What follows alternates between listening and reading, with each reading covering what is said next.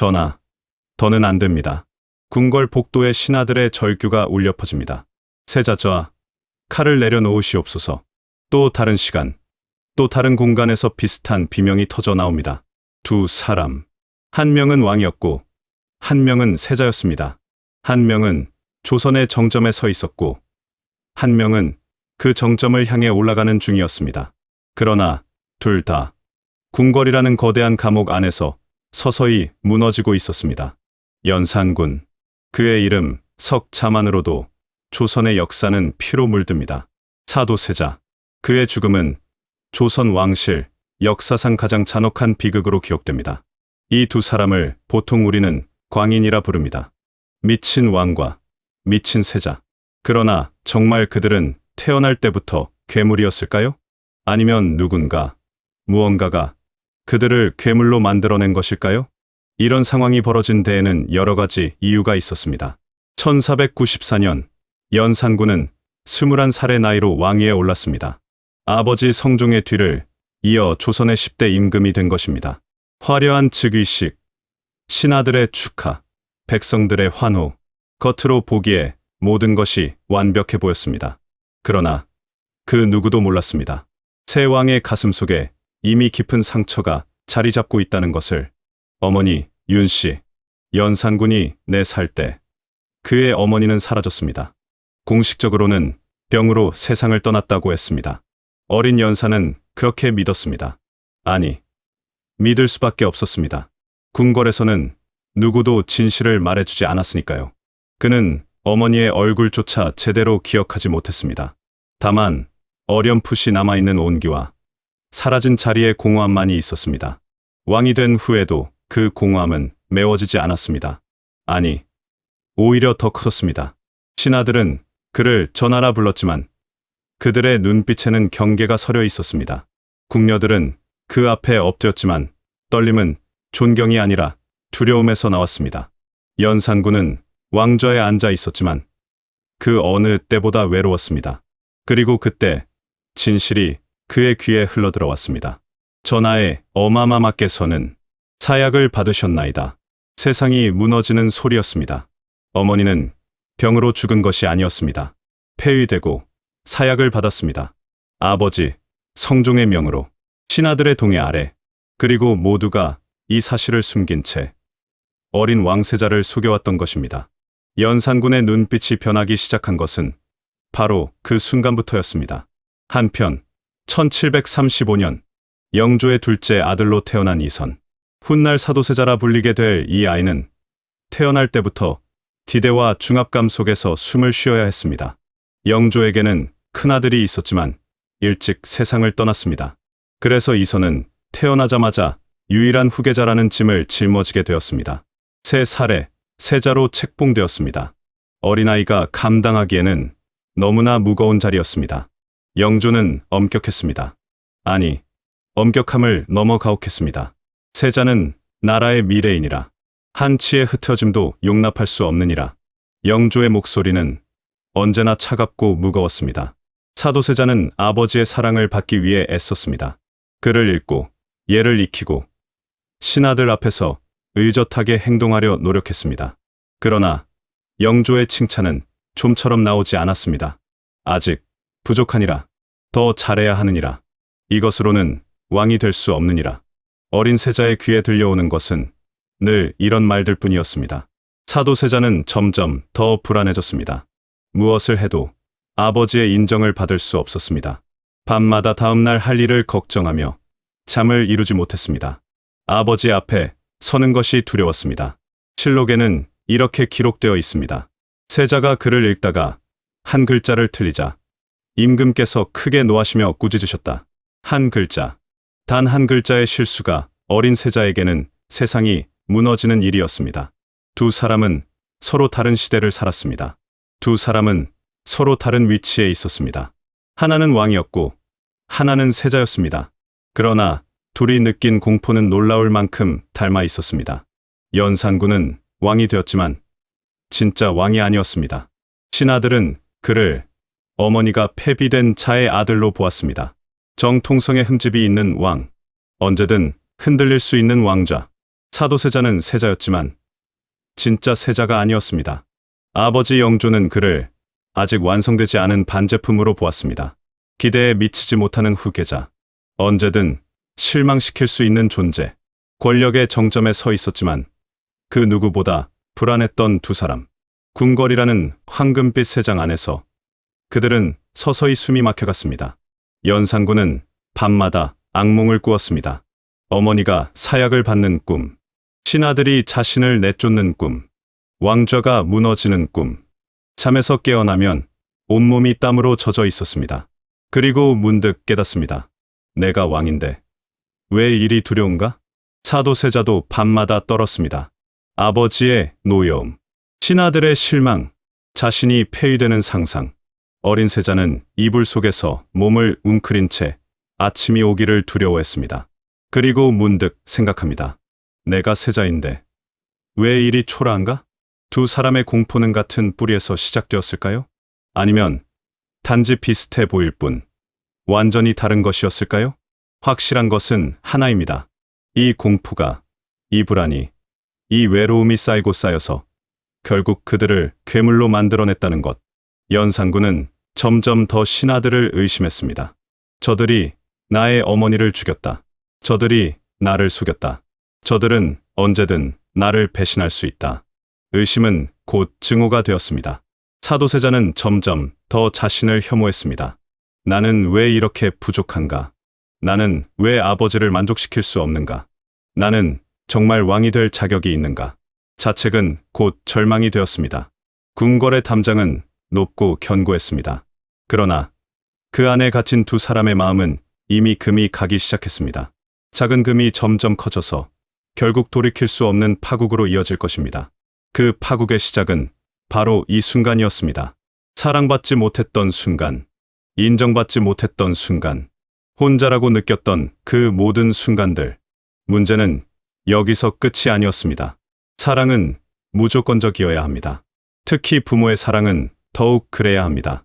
그러나 궁궐 안에서 사랑은 늘 조건부였습니다.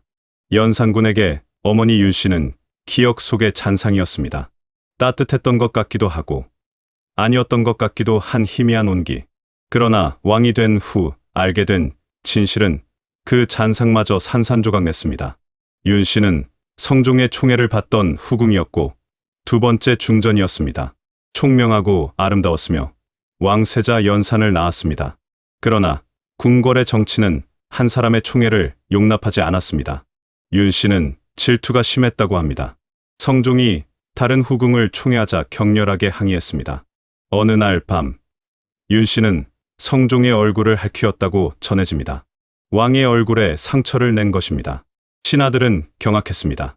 왕실의 위엄을 실추시킨 죄, 용서할 수 없나이다. 성종은 오랫동안 망설였습니다. 그러나 결국 신하들의 압박을 이기지 못했습니다. 1482년 윤씨는 폐위되었습니다.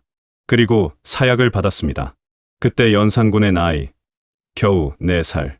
어린 세자는 어머니가 왜 사라졌는지 알지 못했습니다. 다만 어느 날 갑자기 어머니가 없어졌고 아무도 그 이야기를 꺼내지 않았습니다. 궁궐은 침묵으로 가득했습니다. 연산은 자라면서 그 침묵의 의미를 조금씩 눈치챘습니다. 신하들이 그를 대할 때의 미묘한 경계, 다른 왕자들과는 다른 어딘가 불완전한 대우. 나는 패비의 아들이다. 이 사실을 알게 되었을 때 연산군의 세계는 무너졌습니다. 어머니는 죄인이었고 자신은 죄인의 자식이었습니다. 왕이 되었지만 정통성에는 지울 수 없는 흠집이 있었습니다.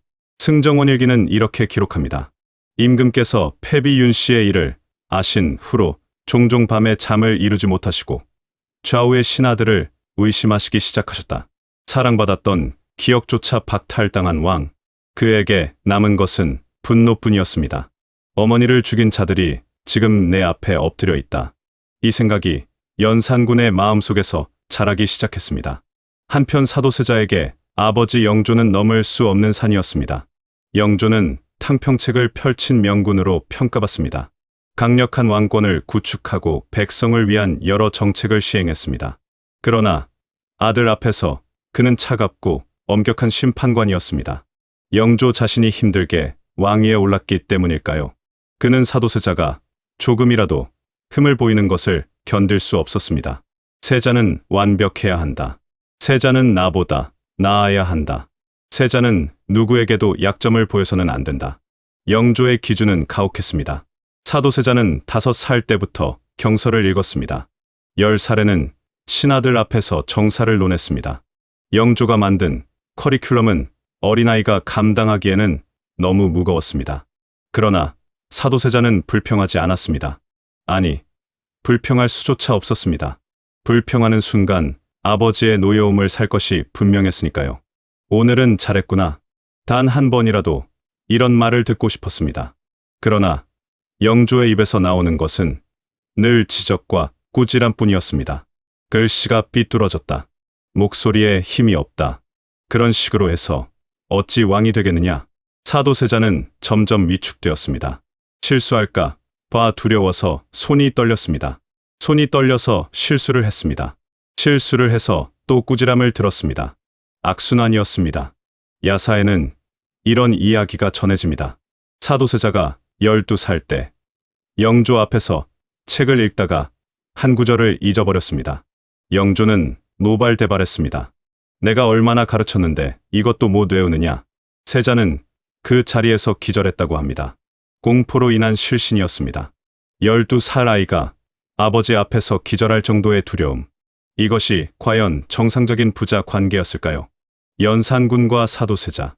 두 사람 모두 사랑을 갈구했습니다. 연산군은 죽은 어머니의 사랑을, 사도세자는 살아있는 아버지의 사랑을. 그러나 둘 다 그 사랑을 온전히 받지 못했습니다. 아니, 애초에 그 사랑은 조건부였습니다. 연산군의 어머니는 그를 사랑했지만 왕실의 정치 앞에서 무력했습니다. 사도세자의 아버지는 그를 사랑했을지 모르지만 그 사랑을 표현하는 방법을 몰랐습니다. 영조는 사도세자를 아꼈습니다. 그러나 그 아낌은 늘 왕이 될 자격이라는 조건과 함께였습니다. 내가 완벽하다면 사랑하겠다. 내가 기대에 부응한다면 인정하겠다. 이것은 사랑이 아니라 계약이었습니다.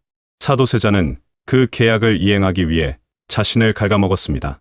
밤에 잠을 자지 못했습니다. 악몽에 시달렸습니다. 아버지가 나타나 자신을 꾸짖는 꿈, 신하들이 자신을 손가락질하는 꿈, 자신이 세자 자리에서 쫓겨나는 꿈.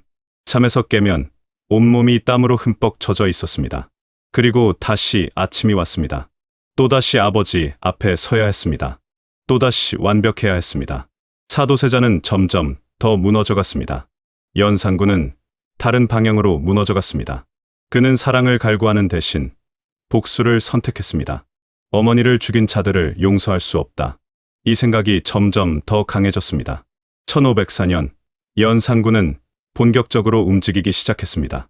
갑자사와 어머니의 폐위와 사사에 관련된 신하들을 색출하기 시작한 것입니다. 윤필상, 이세좌, 권주 등 당시 핵심 신하들이 숙청되었습니다. 궁궐은 피로 물들었습니다. 연산군은 멈추지 않았습니다. 어머니를 모함했다는 이유로, 방관했다는 이유로, 심지어 그저 그 자리에 있었다는 이유만으로도 사람들이 죽어나갔습니다. 이것이 어머니를 위한 길이다. 연산군은 그렇게 믿었습니다. 그러나 정말 그것이 사랑이었을까요? 아니면 사랑받지 못한 상처가 만들어낸 분노였을까요? 사도세자는 폭발하는 대신 안으로 무너졌습니다. 15이 되었을 때 이미 그의 정신은 심각하게 흔들리고 있었습니다. 갑자기 옷을 찢었습니다. 이유 없이 소리를 질렀습니다. 궁녀들을 때렸습니다. 이것은 광기였을까요? 아니면 더 이상 견딜 수 없는 압박이 만들어낸 비명이었을까요? 영조는 점점 더 실망했습니다. 세자가 미쳤다. 이 소문이 궁궐 안팎으로 퍼져나갔습니다.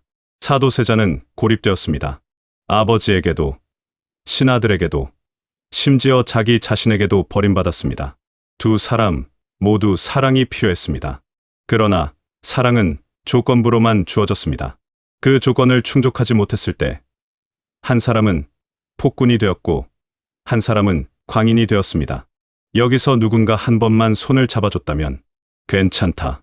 내가 완벽하지 않아도 괜찮다. 괜찮다. 내가 실수해도 괜찮다. 괜찮다. 내가 약해도 괜찮다. 이 말 한마디면 충분했을지도 모릅니다. 그러나 궁궐에서 그런 말은 허락되지 않았습니다. 역사는 달라졌을까요? 권력의 핵심은 통제입니다. 자신을 통제하고 상황을 통제하고 타인을 통제하는 것. 그러나 통제에는 한계가 있습니다.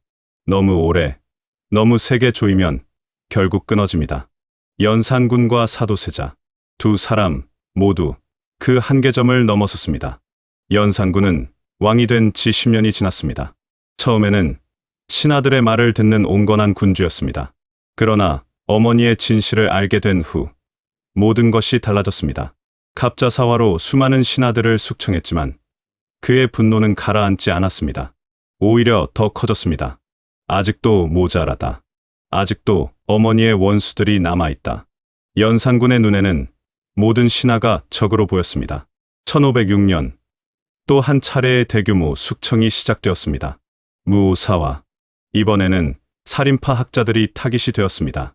김일손이 쓴 사초의 세조의 왕위 찬탈을 비판하는 내용이 있다는 이유였습니다.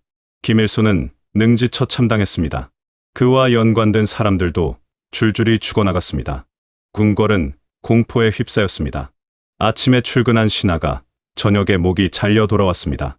어제까지 왕의 총애를 받던 사람이 오늘 역적으로 몰렸습니다. 누구도 안전하지 않았습니다. 연산군은 점점 더 의심이 깊어졌습니다. 신하들의 상소를 읽으면서 이 글 속에 나를 비난하는 뜻이 숨어있지 않은가 의심했습니다. 신하들의 표정을 보면서 저자가 나를 배신할 생각을 하고 있지 않은가 의심했습니다.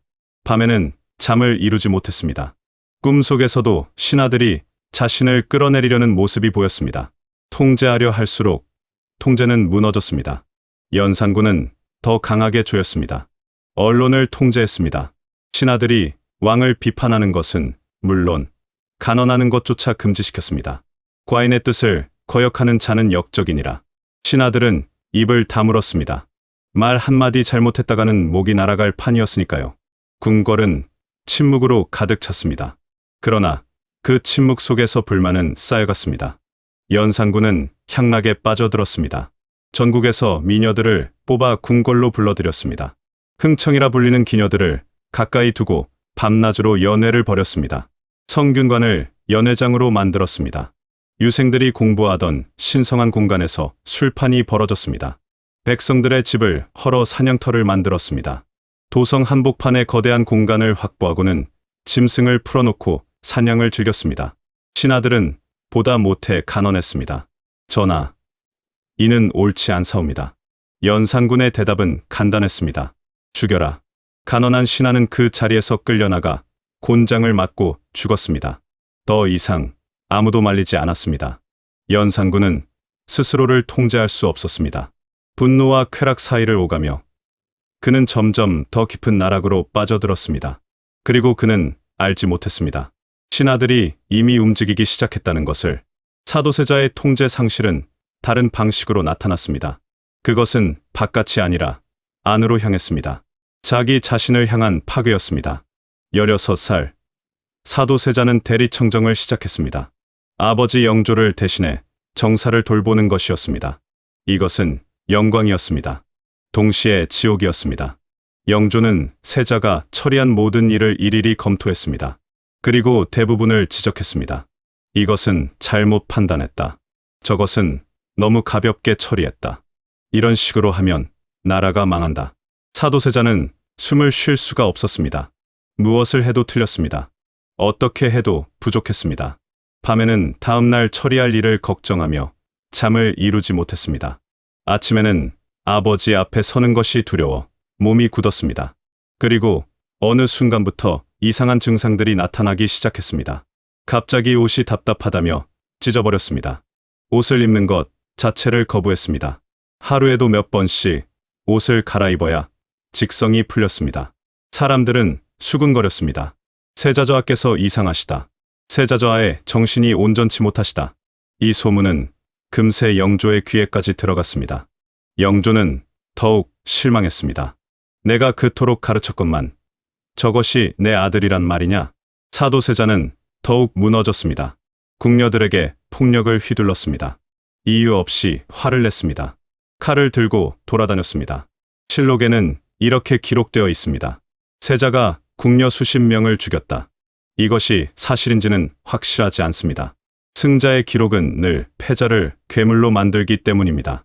그러나 분명한 것은 사도세자가 통제력을 잃어가고 있었다는 점입니다. 자기 자신을 통제할 수 없었습니다. 감정을 통제할 수 없었습니다. 행동을 통제할 수 없었습니다. 사도세자는 무서웠습니다. 자기 자신이 무서웠습니다. 내가 왜 이러는가? 내가 왜 이것을 멈출 수 없는가? 그러나 멈출 수 없었습니다. 마치 거대한 소용돌이에 휩쓸린 것처럼 그는 점점 더 깊이 빠져들었습니다. 영조는 세자를 바라보며 한숨을 쉬었습니다. 차라리 죽는 것이 낫겠구나. 이 말을 세자는 들었습니다. 자신의 아버지가 자신이 죽기를 바라고 있다는 것을. 그 순간 사도세자 안에서 무언가가 완전히 부서졌습니다. 연산군과 사도세자. 두 사람은 정반대 방향으로 통제력을 잃었습니다. 연산군은 바깥을 향해 폭발했습니다. 신하들을 죽이고 백성들을 탄압하고 궁궐을 쾌락의 공간으로 만들었습니다. 사도세자는 안으로 붕괴했습니다. 자기 자신을 파괴하고 정신을 잃어가고 결국 모든 것을 포기했습니다. 그러나 결과는 같았습니다. 둘 다 파멸로 치달았습니다. 궁궐 안에서는 속삭임이 시작되었습니다. 연산군 시대에는 신하들끼리 은밀히 만났습니다. 이대로는 안 된다. 저 왕을 그대로 두었다가는 나라가 망한다. 우리가 나서야 한다. 사도세자 시대에는 영조 주변에 사람들이 모였습니다. 세자를 패하셔야 합니다. 저대로 왕위에 오르면 조선이 위태로워집니다. 결단을 내리셔야 합니다. 폭발은 그날 갑자기 일어난 것이 아니었습니다. 이미 오래전에 예정되어 있었습니다. 작은 균열들이 쌓이고 쌓여서 결국 돌이킬 수 없는 파국으로 이어진 것입니다. 그리고 그 파국의 날이 다가오고 있었습니다. 1506년 9월 2일, 연산군이 왕위에 오른 지 12년째 되는 해였습니다. 새벽, 궁궐은 아직 어둠에 잠겨 있었습니다. 그러나 그 어둠 속에서 무언가가 움직이고 있었습니다. 박원종, 성희안, 유순정, 세 명의 신하가 군사를 이끌고 궁궐로 들어왔습니다. 반정이었습니다. 칼을 든 군사들이 궁궐 곳곳을 장악했습니다. 연산군은 잠에서 깨어났습니다. 바깥의 소란스러운 소리에 눈을 뜬 것입니다. 무슨 일이냐? 그러나 대답하는 사람은 아무도 없었습니다. 곁에 있던 내관들은 이미 도망쳤습니다. 밤새 함께 술을 마시던 흥청들도 사라졌습니다. 연산군은 혼자였습니다. 문이 벌컥 열렸습니다. 갑옷을 입은 군사들이 들어왔습니다. 그 뒤로 박원종이 걸어 들어왔습니다. 연산군은 그제야 상황을 이해했습니다. 영모냐? 그의 목소리는 떨리고 있었습니다. 박원종은 무릎을 꿇지 않았습니다. 전하, 아니, 연산군. 왕을 부르는 호칭이 바뀌었습니다. 그 순간 연산군은 알았습니다. 자신이 더 이상 왕이 아니라는 것을. 전하께서는 폭정을 일삼으시고 간언을 듣지 않으시며 나라를 어지럽히셨습니다. 박원종의 목소리는 차갑고 단호했습니다. 신하들을 함부로 죽이시고 백성들을 도탄에 빠뜨리셨습니다. 이에 우리는 나라를 바로잡기 위해 이 일을 행합니다. 연산군은 뒤로 물러섰습니다. 과인은 왕이다. 하늘이 내린 왕위건을 감히. 그러나 그의 외침은 공허했습니다. 왕권은 신하들의 칼날 앞에서 무력했습니다. 군사들이 연산군을 애워쌌습니다. 저항할 틈도 주어지지 않았습니다. 연산군은 그대로 끌려 나왔습니다. 왕좌에서 끌어내려진 순간이었습니다. 궁궐 밖으로 나온 연산군은 백성들의 함성을 들었습니다. 폭군을 몰아냈다. 새 세상이 열렸다. 환호였습니다. 자신이 쫓겨난 것을 기뻐하는 소리였습니다. 연산군의 눈에서 눈물이 흘러내렸습니다. 분노의 눈물인지, 억울함의 눈물인지, 슬픔의 눈물인지 알 수 없었습니다. 아마 그 모든 것이 뒤섞인 눈물이었을 것입니다. 그는 강화도로 유배되었습니다. 왕에서 죄인으로 전락하는데 단 하루면 충분했습니다. 유배지에서 연산군은 2달을 더 살았습니다. 그리고 죽었습니다. 공식 기록에는 병으로 죽었다고 되어 있습니다. 그러나 많은 사람들은 의문을 품었습니다. 31살의 젊은 나이에 갑자기 병으로 죽다니. 독살되었을 가능성이 높았습니다. 반정 세력은 그가 살아있는 한 불안했을 것입니다. 언젠가 포기할지도 모른다는 두려움. 그래서 그를 죽였을 것입니다. 연산군의 마지막은 참으로 비참했습니다. 왕이었지만 왕답게 죽지 못했습니다. 무덤조차 제대로 만들어지지 않았습니다. 군이라는 칭호도 폄하된 것이었습니다. 왕이 아니라 군주에도 미치지 못한 자. 역사는 그를 그렇게 기록했습니다. 1762년 윤호월 13일 사도세자가 27살이 되던 해였습니다. 영조는 결심했습니다. 더 이상 세자를 두고 볼 수 없다는. 그날 아침 영조는 세자를 불렀습니다. 사도세자는 아버지 앞에 무릎을 꿇었습니다. 늘 그랬던 것처럼. 그러나 오늘은 달랐습니다. 영조의 목소리에는 평소와 다른 무게가 실려 있었습니다. 너는 내 아들이 아니니라. 세자의 몸이 굳었습니다. 너는 세자의 자격이 없느니라. 너를 패하노라. 천둥 같은 선언이었습니다. 사도세자는 고개를 들었습니다. 아버지를 바라보았습니다. 그 눈빛에는 슬픔과 체념이 뒤섞여 있었습니다. 아바마마. 그의 목소리는 떨렸습니다. 소자가 무엇을 잘못하였나이까? 영조는 대답하지 않았습니다. 대신 명을 내렸습니다. 뒤주를 가져오너라. 뒤주. 쌀을 보관하는 나무 괴짝이었습니다. 신하들은 경악했습니다. 주상전하. 그것만은. 그러나 영조는 단호했습니다. 과인의 명이니라. 뒤주가 운반되어 왔습니다. 높이 한 뼘 반, 가로 세로 2뼘 남짓한 작은 괴짝이었습니다. 어른 한 명이 들어가기에는 너무 좁았습니다. 영조가 말했습니다. 들어가거라. 사도세자는 믿을 수 없다는 표정으로 아버지를 바라보았습니다. 아바마마, 소자를 죽이려 하시나이까? 영조는 고개를 돌렸습니다. 아들의 얼굴을 차마 볼 수 없었던 것일까요? 들어가라 하였느니라. 사도세자는 천천히 일어났습니다. 뒤주 앞에 섰습니다. 그리고 안으로 들어갔습니다. 몸을 웅크려야 했습니다. 숨 쉬기조차 힘든 좁은 공간이었습니다. 뚜껑이 닫혔습니다. 바깥 세상이 사라졌습니다. 빛이 차단되었습니다. 사도세자는 어둠 속에 갇혔습니다.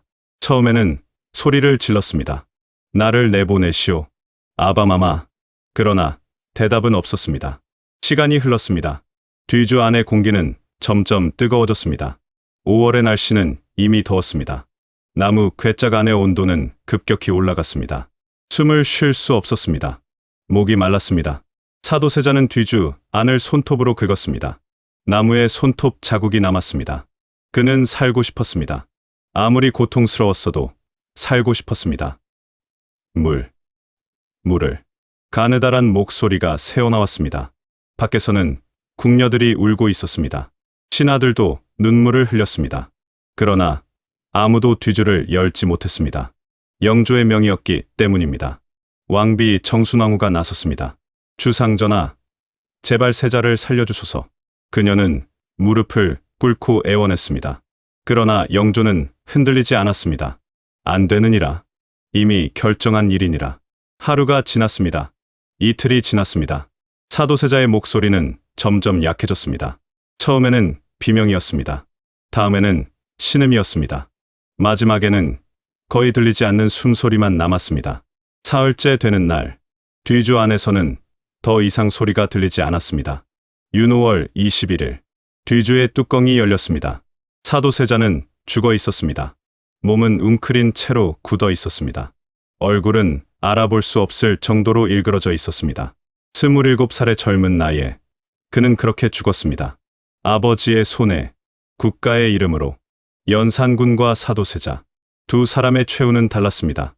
연산군은 정치가 그를 끊어냈습니다. 신하들이 반정을 일으켜 왕을 폐위시켰습니다. 왕권보다 신권이 강했던 조선에서 가능한 일이었습니다. 사도세자는 가족이 그를 끊어냈습니다. 아버지가 아들을 죽였습니다. 혈육보다 왕위가, 나라가 중요했던 비극이었습니다. 그러나 본질은 같았습니다. 둘 다 국가라는 거대한 시스템에 의해 제거되었습니다. 개인은 국가 앞에서 무력했습니다. 왕조차도, 세자조차도 예외가 아니었습니다. 연산군은 폭군으로 기록되었습니다. 사도세자는 광인으로 기록되었습니다. 그들을 제거한 사람들은 정당성을 얻었습니다. 중종반정은 폭정을 끝낸 의로운 거사가 되었습니다. 영조의 결단은 나라를 위한 아픈 선택이 되었습니다. 승자는 늘 자신의 행동을 정당화합니다. 패자는 늘 괴물로 기록됩니다. 그러나 정말 그들만이 괴물이었을까요? 연산군을 그렇게 만든 시스템은 괴물이 아니었을까요? 사도세자를 죽음으로 몰아넣은 구조는 괴물이 아니었을까요? 뒤주의 뚜껑이 닫히는 소리, 왕좌에서 끌려나가는 발소리, 그 소리는 단지 두 사람의 비극이 아니었습니다. 그것은 시대의 비극이었습니다. 인간을 인간으로 대하지 않는 권력의 비극이었습니다. 사랑 없는 궁궐의 비극이었습니다. 누가 죄인인가는 중요하지 않았습니다. 무엇이 사람을 이렇게 만들었는가? 그 질문만이 남았습니다. 연산군이 죽은 후 조선은 변했습니다. 중종이 왕위에 올랐습니다. 반정 공신들은 영웅이 되었습니다. 그들은 자신들의 행동을 정당화하는 기록을 남겼습니다. 실록에는 이렇게 적혔습니다. 연산은 포악하고 음란하여 신하를 함부로 죽이고 백성을 괴롭혔다. 그의 폐위는 하늘의 뜻이요 백성의 바람이었다. 연산군은 완벽한 악인으로 그려졌습니다. 그가 했던 모든 일은 폭정이 되었습니다. 그가 느꼈던 고통은 기록되지 않았습니다. 어머니를 잃은 아이의 슬픔, 정통성에 상처받은 왕의 불안, 사랑받지 못한 인간의 외로움, 이런 것들은 역사에 남지 않았습니다. 오직 폭군이라는 낙인만이 남았습니다. 반정은 정당화되었습니다. 신하들이 왕을 끌어내려도 괜찮다는 선례가 만들어졌습니다. 왕권은 약해졌습니다. 신권은 강해졌습니다. 이것이 연산군 사건이 남긴 유산이었습니다. 그러나 과연 이것이 정의였을까요? 한 사람을 괴물로 만들고 그를 제거하고 그것을 정의라 부르는 것. 이것이 진정한 해결이었을까요? 아니면 단지 또 다른 폭력이었을까요? 사도세자가 죽은 후 영조는 오랜 세월을 살았습니다. 그리고 고통받았습니다. 밤마다 아들의 목소리가 들렸다고 합니다. 아바마마, 소자를 살려주소서. 영조는 잠을 이루지 못했습니다. 자신이 무엇을 했는가? 자식을 죽였습니다. 손으로. 직접. 그 죄책감은 영조를 평생 괴롭혔습니다. 그러나 영조는 자신의 결정을 정당화해야 했습니다. 왕으로서 국가를 지켜야 했으니까요. 사도세자는 공식적으로 사도라는 시호를 받았습니다. 생각한다는 뜻입니다. 깊은 뜻이 담긴 이름 같지만 사실은 그렇지 않았습니다. 시호를 정하는 규칙에서 사는 그다지 좋은 글자가 아니었습니다. 덕이 있으나 이루지 못한 자를 뜻했습니다. 세자는 죽어서도 온전한 인정을 받지 못했습니다. 그러나 역사는 여기서 끝나지 않았습니다. 사도세자의 아들 정조가 왕위에 올랐습니다. 영조가 죽고 사도세자의 아들이 왕이 된 것입니다. 정조는 아버지를 기억했습니다.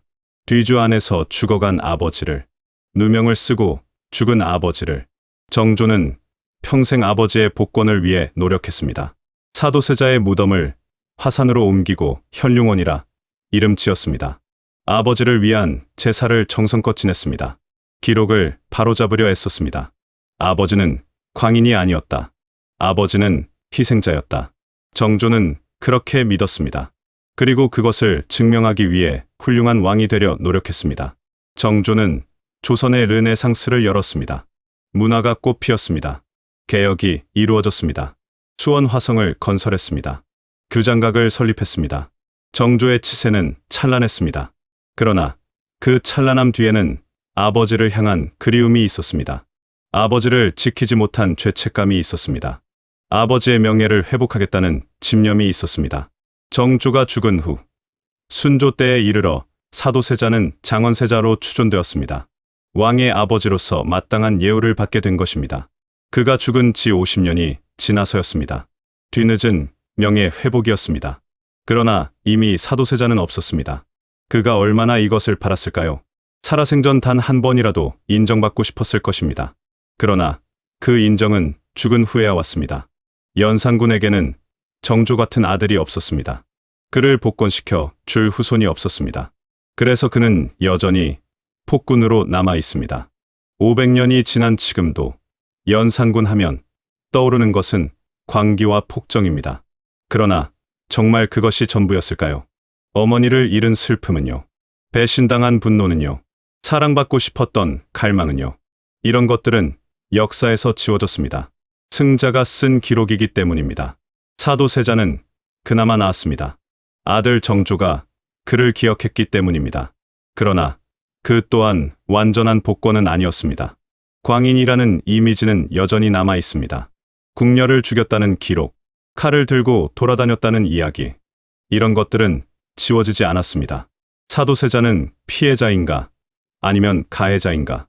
이 질문에는 아직도 명확한 답이 없습니다. 두 사람의 이야기는 우리에게 질문을 던집니다. 괴물은 태어나는 것인가? 만들어지는 것인가? 연산군은 태어날 때부터 폭군이 아니었습니다.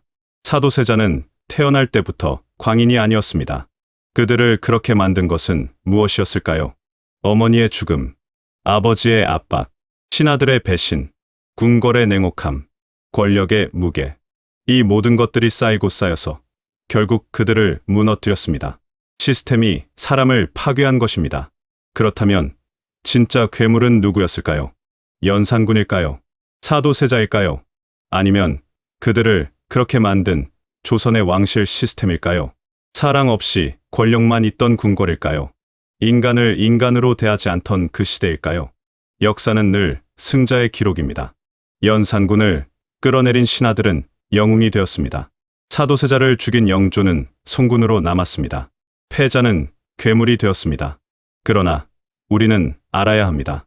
역사는 단순하지 않다는 것을, 선과 악으로 나눌 수 없다는 것을, 괴물도 한때는 사랑받고 싶었던 인간이었다는 것을, 지금 이 순간에도 어딘가에서 누군가는 무너지고 있습니다. 사랑받지 못해서, 인정받지 못해서, 이해받지 못해서, 그리고 그들 중 누군가는 연산군처럼, 사도세자처럼 괴물이 될지도 모릅니다. 그때 우리는 물어야 합니다. 그 사람이 정말 괴물인가? 아니면 우리가, 사회가, 시스템이 그를 괴물로 만든 것은 아닌가? 연산군과 사도세자의 이야기는 끝났습니다. 그러나 그들이 남긴 질문은 끝나지 않았습니다. 괴물은 한 사람의 얼굴이었을까요? 아니면 시대의 시스템이었을까요? 이 질문에 답하는 것은 이제 우리의 몫입니다. 역사를 읽는 우리, 그리고 역사를 만들어가는 우리의 몫입니다.